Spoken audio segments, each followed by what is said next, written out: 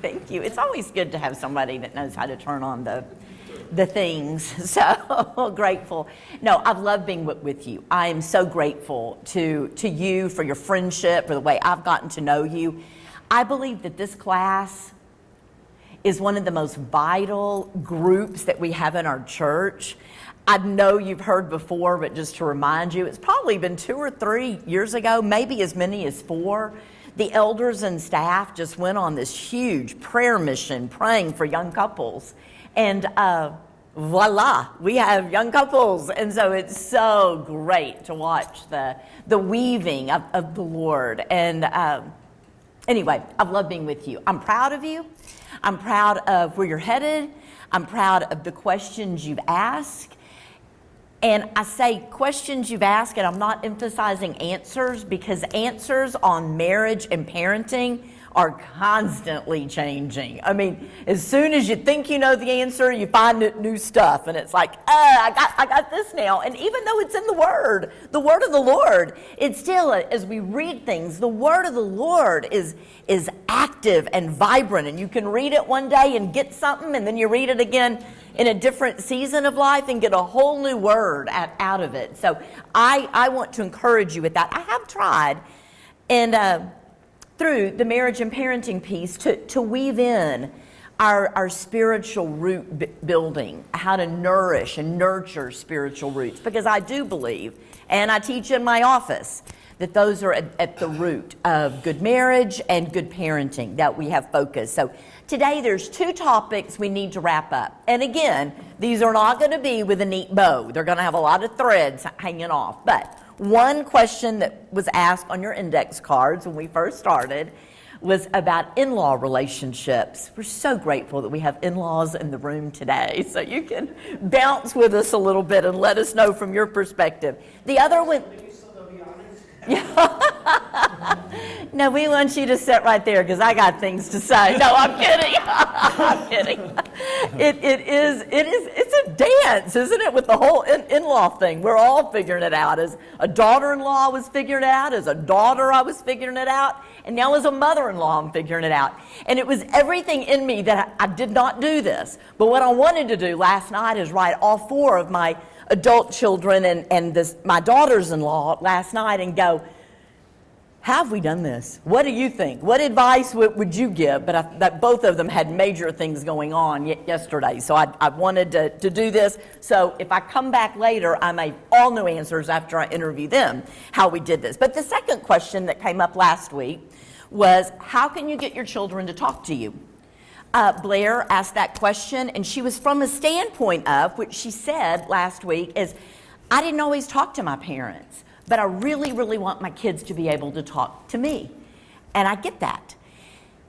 It was so interesting as I was writing the piece about in-laws and the piece about creating an environment your children talk to you, how many of the answers were the same, even though the questions don't go together at all. So let's just start the journey, because I'm not going to be here next week to finish. So let's start the journey. I want to give you what I've got. And then I hope I've embedded some time at the end for Q&A, or I've got some questions for you. So, in-laws. Let me start by saying that Beverly has an advantage because she had an incredible mother-in-law. Go ahead. My mom was very, very difficult. And so Beverly has navigated that really well. And learned a lot and wished I'd done some things differently, because I probably, being young and sassy, probably did not navigate it well. I think I created more fear within both of us, possibly. I don't know how much I want to own that, but at this point in life, I want to own it. So I want to own my part with that. I do believe, and I think this is important, and I think it may not make sense right now where I'm going with this, but it's too important for me not to say it. I believe that we need to let our children know that we enjoy the stages they're in. I'm not talking to one person in this room, but frequently on social media, whatever, we write how sad we are that our children are moving to a new phase. And I don't want you to do that. I want you to write, we are so excited we have a first grader, or we are so excited we have a freshman. I want you to speak words of blessing over those transitions, because it's like your life is like a book. And every time we close a chapter, you're opening a new chapter. And you want to let your child know we're closing this chapter, but as we open this one, we're really excited for you. And then it will make the big chapter of when they get married and they're leaving you a sweet chapter. I cried when all three of my kids got married, mostly the first and last, because not that I didn't with the middle, but the first and last were big because it was a new stage for me. It was a new stage for me. It was a new stage watching them. But I didn't want them to see me doing that. I'm sure that they did, but I wanted them to see, super excited for you. This is what I've raised you for. You are so ready to do this. We need to speak words of blessing and not hold them back. That the best season is when you're little and you're in my lap and I just want to kiss on you. That's a sweet season too. But when the chapter changes, or tell me if you're tracking with me, because I may just stop and say more about all that. Are you tracking with me? We want them to grow up. We want them to become older. We don't want to be resistant when they get married. You have raised them for this moment. Cool? Okay. So we want to create an environment that we can enjoy one day the role of being a mother-in-law or a father-in-law. We want to be able to enjoy that. Love, love, love watching my children grow up. I've told you before, I taught my children, and they believed me. Yes! Taught them, you marry somebody sold out to Jesus, you marry somebody that I like, and your life will be happy forever. First with Jenny, I taught her, you marry someone who goes to church, and you marry someone that I like. And then Jenny, you've heard me say before, started dating the thug of our church. I'm like, wait, that's not what I meant. I didn't just mean go to church. I meant somebody sold out to Jesus and somebody that I like. And all three of my children believed me, and I'm super, super grateful. We want to make it easy. This is where I'm in this dance, because I'm the mother-in-law now, but now I'm speaking as the daughter-in-law. But we want to make it easy for our in-laws to turn the chapter. We want to make it easy for them to trust us in this new season. We want to make it easy for them as the daughter-in-law to show up with that. So let's go over. I've got 7 things for you that I want to speak. And again, I'm in and out of the mother-in-law, daughter-in-law piece. I do believe, and if I were talking to your moms and dads right now, I would have a different lesson with this. But I believe that it is the older person's responsibility to make the relationship work. I believe it was my responsibility as a mother-in-law to welcome in and to love the people that my children chose to do life with, to treat them in a loving way, to fix their favorite foods, even though I have no clue how their mama made it, to show up and do what they like. And that means I have to be willing to learn some new tricks. I have to be willing. I can't always fix the same thing, and we don't do this all the time. We don't have the same foods every Thanksgiving or same foods every Christmas. I'm not opposed to that. But even if you are that kind, you've got to add foods in when your children marry. You got to make it different. What do you like? What would you do?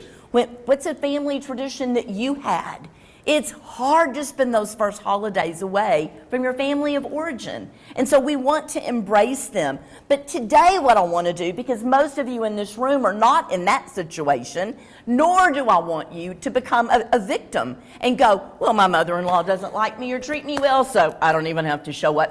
No. That is not the way of the Lord.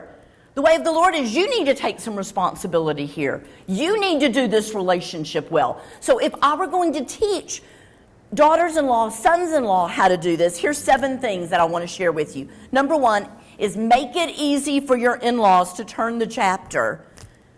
but assuring them through words and behavior how much you love their child. That's hard sometimes. I've seen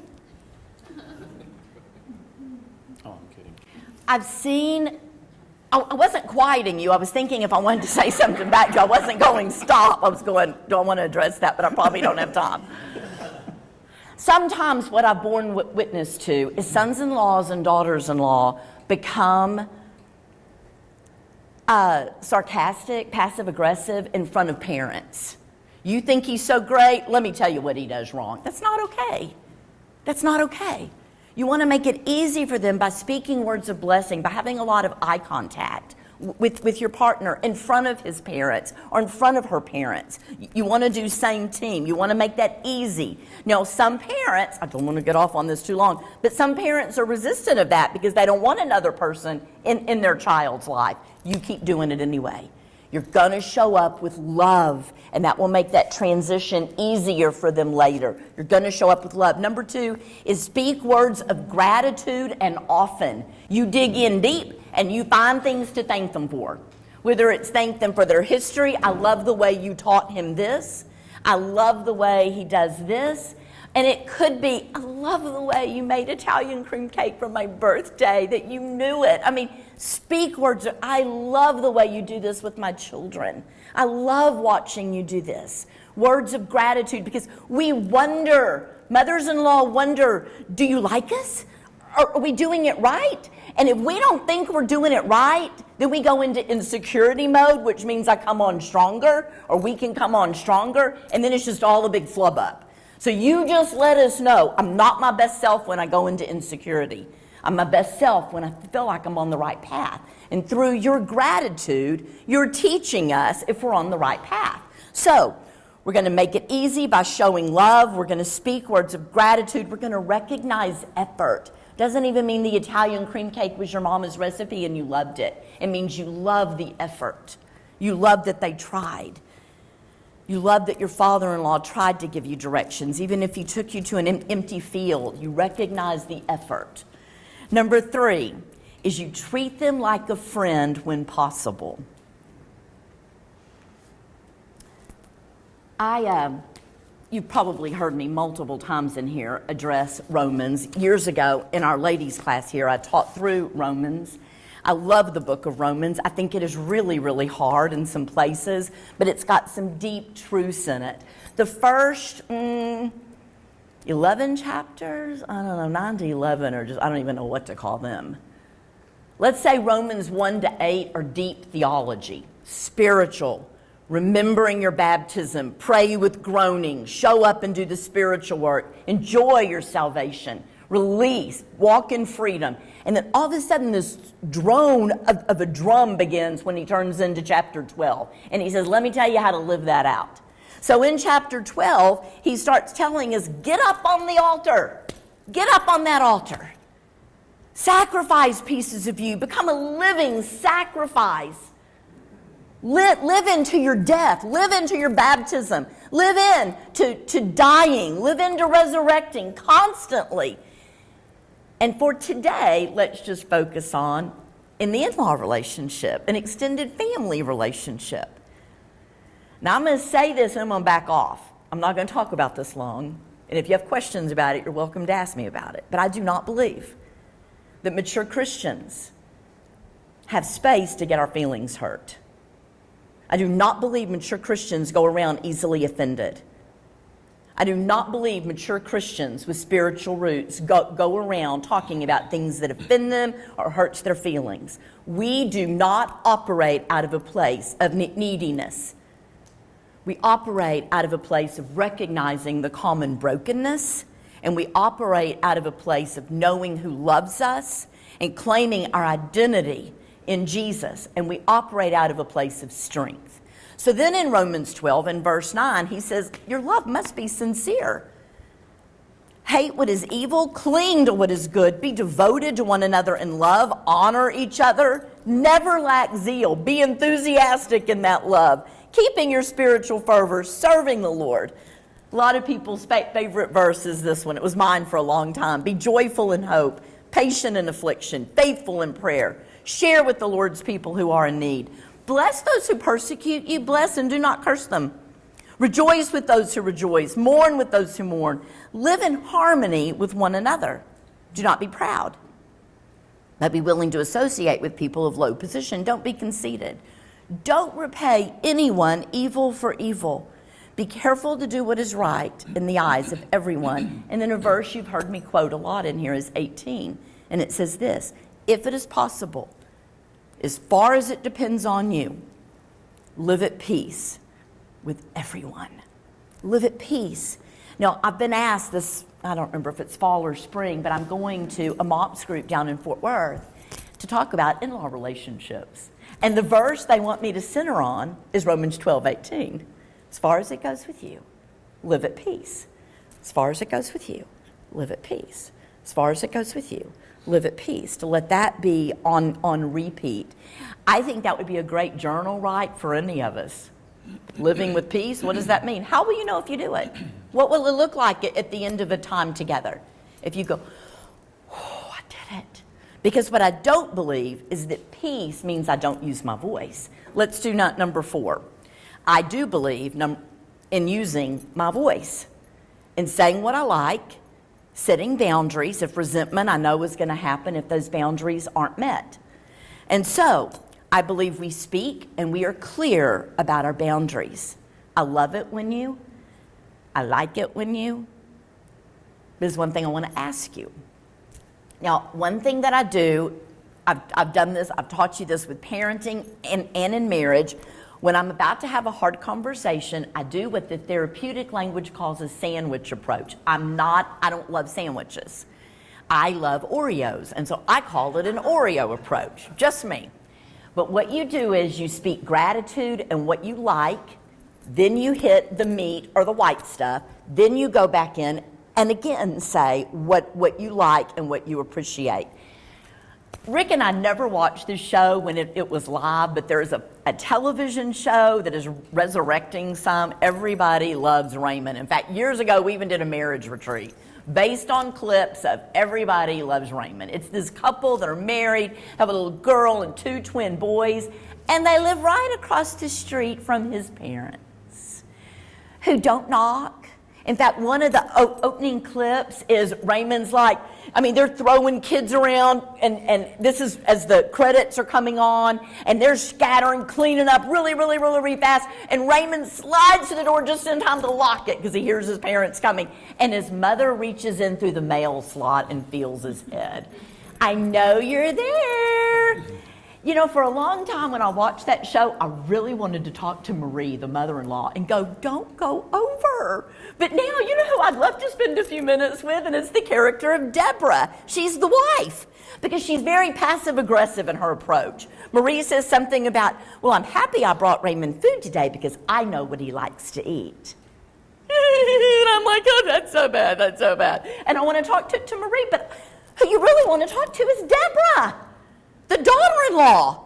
Quit being passive-aggressive, quit making Marie guess, and just say it. I love the way you bring dinner over. It blesses me so much when you cook for our family. I love the way you come over and maybe occasionally we'll do wash. I'd love it more if you did it at your house, but that's great with me for you to come over and help. What I don't like, or what would help me more, is give us 6 nights a week of family night. I do love the way you cook. Thank you for bringing food over 1 night a week. I'm so grateful. Do you hear? Use your voice. Brene Brown says, and I love this, and I don't remember the quote exactly, but I think I can do it close enough to give you part of the theme. She says, don't let a moment of discomfort draw you into a lifetime of resentment. What that means is take a moment, be really, really brave, say the hard thing. Doesn't mean sassy, rude, and certainly not passive-aggressive. Say it. My sister loves her grandchildren. I was with her Wednesday night, and she told me that her daughter-in-law set some tight boundaries. When we're here, I want to bathe my son. I don't want you to. I want to change all the diapers. I want him to connect with me. And my sister was so grateful for those spoken boundaries. Was it hard for her? Yeah. But she said, I'm just grateful that I knew what to do. Well, then her daughter-in-law had child number 2. And then it's like, would you do bath time for both of them? Yes. Would you change everybody's diaper? Yes. Could you give me time? I could just go sit out at your pool. Yes. But you got to speak the boundaries. If you find yourself getting, it's kind of starting to make me mad. I'm kind of feeling it coming. Go ahead. Clear your head. Do a journal write out what you want to say, speak it, and then give gratitude when it's honored. If you need to go back in and re-speak it. Okay, I'm not going to ask for questions yet. Let me finish, and then we'll see where we go. So Let me just say real quickly, because I No, made you're that fine. comment earlier about my mom, and you brought up Everybody Loves Raymond. How many of y'all have seen Everybody Loves Raymond? My mom was Marie on steroids. Okay, that really and truly. I mean, the things that Marie does that you go, nobody would ever do. No, I'm here to tell you, there's one person that did those things, like sabotage her recipes. She would be cooking, and my mom would come in and do things, you know. She is Marie on steroids. I want you to understand that. That's where we're coming from.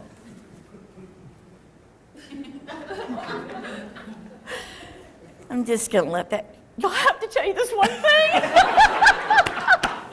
The first year I was going to have everybody to my house for Thanksgiving, both sides of the family, and I mean extended too. I mean, we were having a lot of people over, and my children were little. I mean, I just wanted to do it. I was a home ec major my first time through school, and I just loved cooking, so I invited everybody over. Rick's mother had come to stay, and so she was a little bit put off that I did casseroles, everything, and I understand that. I mean, she wanted me just to do green beans, but I did a green bean casserole. I understand that. I didn't understand at the time, but I get that. And then she tasted my dressing, and I could tell from the look on her face, and I said, what do I need to do to fix it? And she said, this recipe is unfixable. There is nothing you can do to make this better. And I was I still shudder every time it's Thanksgiving and I try to make dressing. And some years we just do Mexican food so I don't have to do dressing. I mean, it's like my mom came over. My mom is like, get that pan out. I'm fixing that recipe. And my mom made it so delicious, but it was like, I'm unfixable. I mean, do you understand what that was like for a young bride? I was still in my 20s, I'm sure.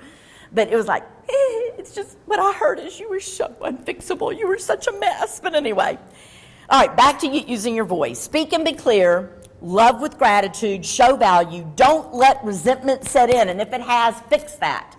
You are not going to be who you need to be in Jesus if resentment has built in. But then I want to say this. Will it be hard? Yes, it will be hard. Will it be hard? Yes. But my friends, listen to me clearly here. You are old enough to be married. You are old enough to do hard things. Will it require bravery? Why, yes, it will. And the deal of it is, listen to this. You do not know how it will end. I'm not telling you your mother-in-law or your father-in-law will go, well, of course, okay, that's great with me. I'll change this. I don't know how it's going to end. What I do know is in your own heart, you've got to protect your own heart from resentment setting in. You've got to be able to speak it, to have the hard conversation so you can go, oh, that was so brave, and at least I told her, so you don't have to be passive-aggressive about it. Never, ever, ever assume somebody knows what you want done if you haven't said it. We're different. Nobody knows what you want to do. Nobody knows what hurts you. Nobody knows what bothers you unless you speak it. Number 5. So make sure it's easy for your in-laws to turn the chapter. Number 2, speak words of gratitude. Now, I want you to know I'd have a different lesson if we're talking to mothers-in-law and father-in-law, but I'm talking to you. Number 3, treat them as a friend if possible. At least offer peace. Use your voice. When I say friend, I don't mean best friend. I just mean friend, okay? If they're your best friend, that's great. But best friend's not really the goal. Just being at peace is the goal. But number 5 is don't ever talk bad about your spouse to your own parents or to your in-laws ever. Ever. That's what people like me are for. It's not going to bother me, and I'm not going to not love your partner. Did I just use a double negative? Well, I think I sure did, and I'm fine with that. You could not tell me anything that would make me change my opinion about the person that you're married to. I work with all kinds of stories, and I believe we're all in a journey, and I believe we all have made mistakes, and I doubt you can tell me much I've not heard before. But I don't want to hear it about my kids. And I don't want my children that they marry to tell me bad things. Now, occasionally we have some hard talks, and I get that. But what happens frequently is when you tell your parents what your spouse did, they aren't as quick to forgive as you are. And you're going to want to repair the marriage, and they're going, whoa, whoa, whoa, we don't want you with him anymore, or we don't want you with her anymore. It's hard for them to repair that relationship when they know the junk. Give me feedback. Does that make sense to you? Just got to set, you're like, but I need to tell somebody on my team. Pray about it and be wiser about who you tell. You want to tell somebody that will bless your marriage. That's what's going to be your gift to each other for years to come. Is that you find friends who are on team marriage, not who are going to go, I don't know how on earth you live with that person. You want to find a friend that at Trinity Street's going to sit with you over coffee or tea or whatever and go, how can I help you learn to forgive? How can I help you learn to speak words of truth? How can I help you figure this out? We're team marriage. We're team parents here. We're on it together. Be ready to forgive and move on. Be ready to forgive and have hard conversations. Number 6 is practice kindness. Always. You be so full of Jesus that kindness is your first choice of behavior with your in-laws. Now again, listen to me. Kindness and being nice are not the same. Nice, my definition, is when I choose to camouflage pieces of me to try to make you like me. It's when I won't say things in an effort. I'm just nice to you. I'm just so nice. Lynn Hybels years ago wrote a book, Nice Girls Don't Change the World. And the book is about God never called you to be nice. He called you to be kind. Nice is from a place of weakness. Kindness is from a place of strength. Kindness is when I may need to say some hard things, but my goal of saying those hard things is relationship repair. Kindness is when I may need to speak a truth. I'm not sure that my spiritual life wasn't drastically changed. Rick's first ministry was Crockett, Texas, little tiny East Texas. We stayed there 5 years. He left in March to move to the Metroplex. I stayed with the kids, and we finished the school year. We saw each other on, I guess you came in Thursday night. We were together Friday, Saturday. We all left, came back to the Metroplex for Sunday, drove back in time. He took the kids to school Monday morning. We just figured it out as much as we can so we didn't miss kids' sporting events, etc. But I lived in a church-owned home, which meant every new preacher candidate came through my home. And I showed them everything about my home. And all of a sudden, I didn't know where to sit in church anymore. And all of a sudden, everything just started feeling weird. And I remember telling Rick, I don't know what you could ever do that would make me choose to live as a single parent. This is hard. And one of my friends called me. We didn't have cell phones then, but she called me and said, I want to talk to you. And it was after school one day. And she came and said, you don't call it Indians, crisscross applesauce on one of my desk. And I did too. And she said, I got to talk to you. You are getting negative, and that is not you. How can I help you with this season? And I'm like, I am, and I'm not negative, and thank you so much. It drew me to her. Was that brave and hard for her to come tell me that? Yes. Yes.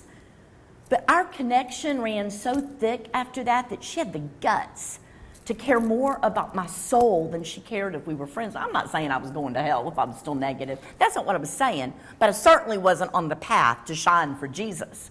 And I think that's important, that she practiced kindness to me. And number 7 is practice love. Even when what you're wanting to say is, let me tell you how I really feel about this. Let me tell you how I really feel about the things you just said. And let me tell you how I really feel about what you do with my kids. And let me tell you how I really feel about you continuing to mother and to parent my husband. Let me tell you how I really feel about the way you're trying to be me to my wife. Let me tell you, we don't need your financial advice. And can you tell? I hear these stories a lot. We don't need this. That's not love. That is not love. But I love the question of what would a loving person do here? What would a loving son-in-law do in this spot?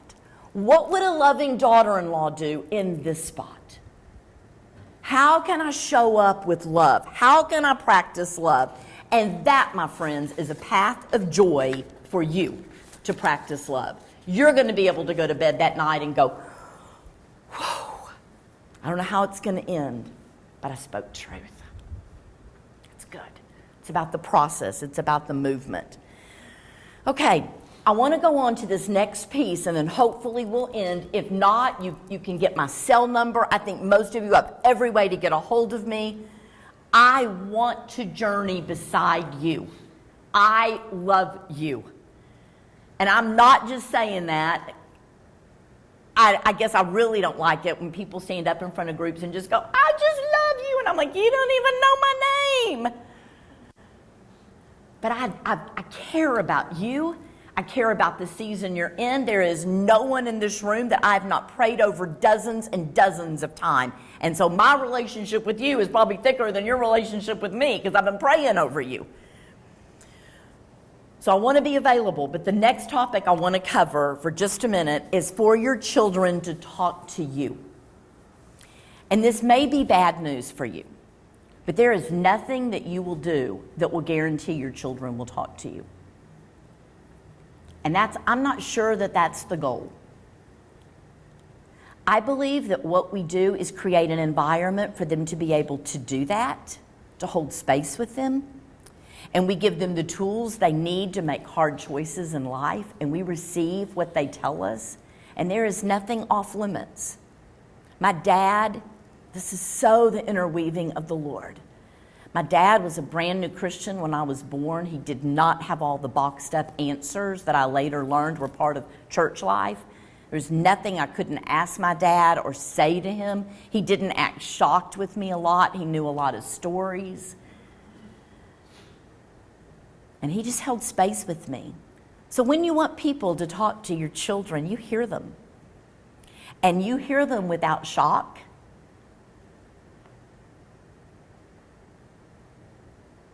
She would tell you this if she were here. Malaya's junior year, she got suicidal, and it was hard. But what I didn't want, no, that's not true. What I wanted to say, but I knew as a counselor not to say, is don't you ever say that again. Because if she didn't tell me, if she felt like that, I could not do anything to prevent it from happening. You can always tell me when you have those feelings. You can always show up. I will always be there for you. You do not respond with anger, because frequently when things scare us, we respond with, yeah! And you don't even have to say a word for your kids to go, ooh, better not talk to mommy about that. I can see it in her eyes. If your children feel judged, you will not be the person they come to talk to. I want to know more about that. Teach me, tell me, what does that feel like? Because what they're doing at the beginning is they're putting their toe in the water to go, can I talk to you about this or not? Are you safe? Are you going to blow up? Am I going to be grounded? Is there going to be trouble? I'm not saying there's not going to be consequences, but having the conversation is most important. Tell me if you agree with that. Truth? You want to be that parent. I loved when Blair asked that last week. You want them.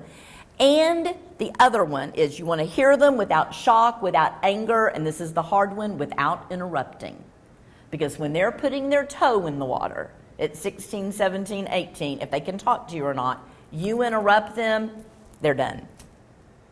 You want to hear them. You want to hear. You want to move slow at that point, because they may be about to tell you something that is totally going to rock your world because it already rocked theirs. You want to hear them. You want to be that parent. You want to watch their eyes. You want to watch their faces. What I've had to learn to do is not go into mode, if you tell me what's wrong right now. They'll tell you what's wrong when they get brave. What you want to do is lay the foundation and create an environment that they could tell you. Let's go for a drive. Let's go for a walk. I can tell something's wrong, and when things are wrong with me, this is something I want you to do.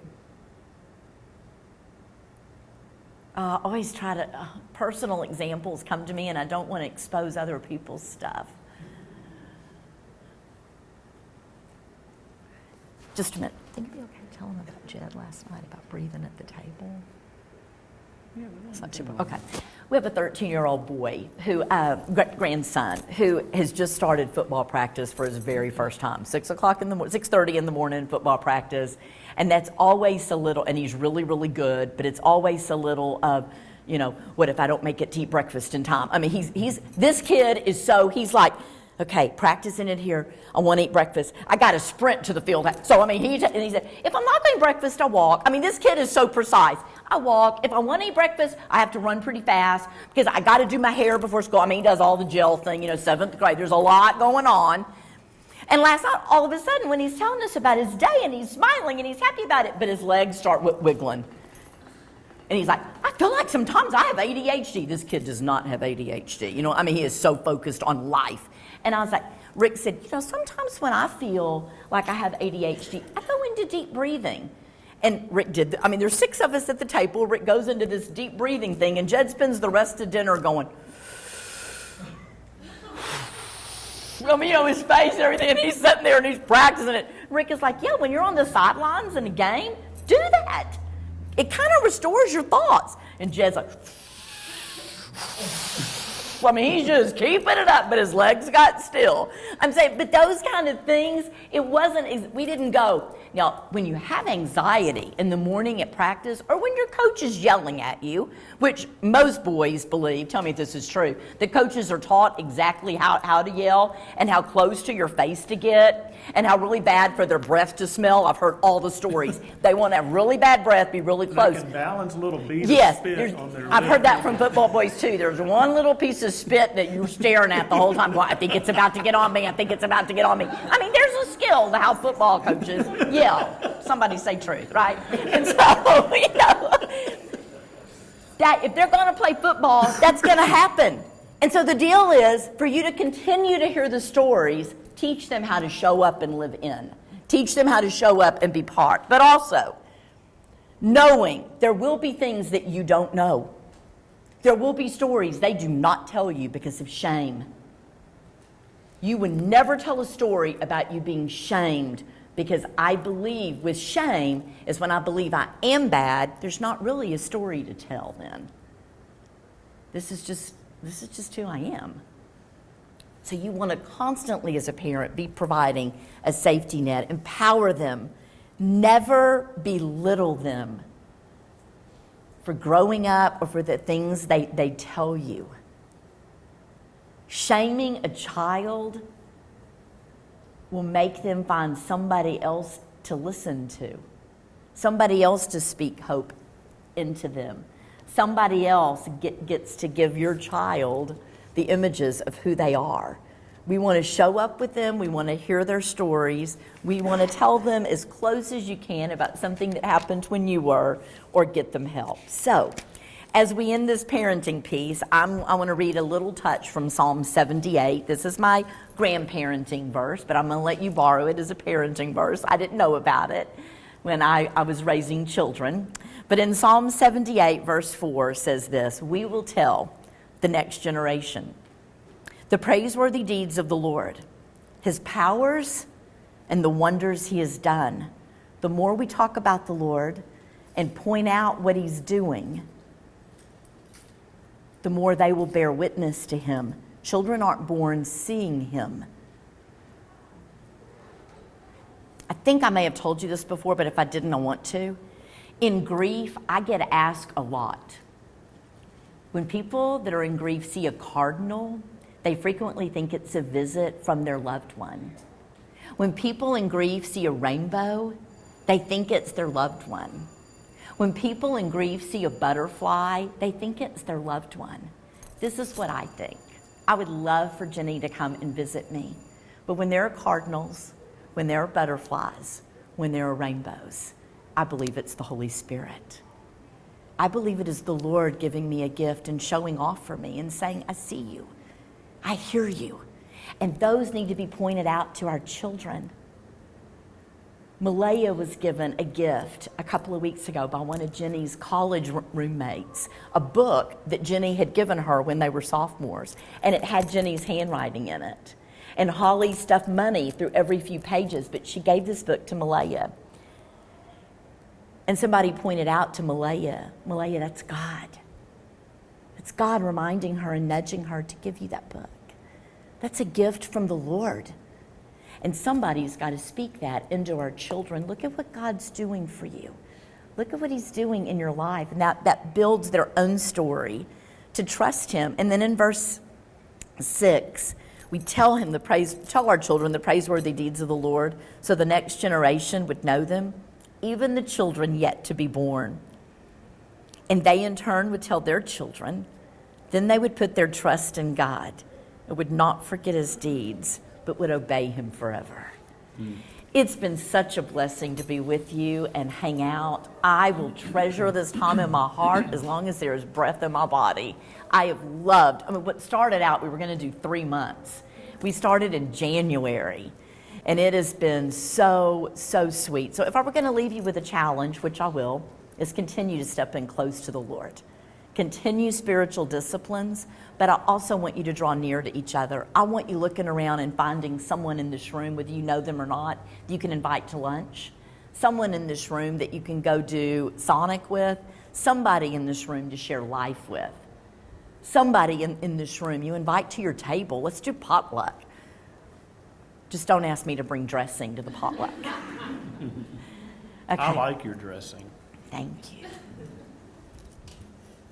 Okay. And let's pray. Father, Beverly and I are so grateful for the opportunity that you've given us this last 8 months. I pray blessing over this group of people. We've come to really think a lot of them. And so we're praying, Father, that you will help them to draw closer together.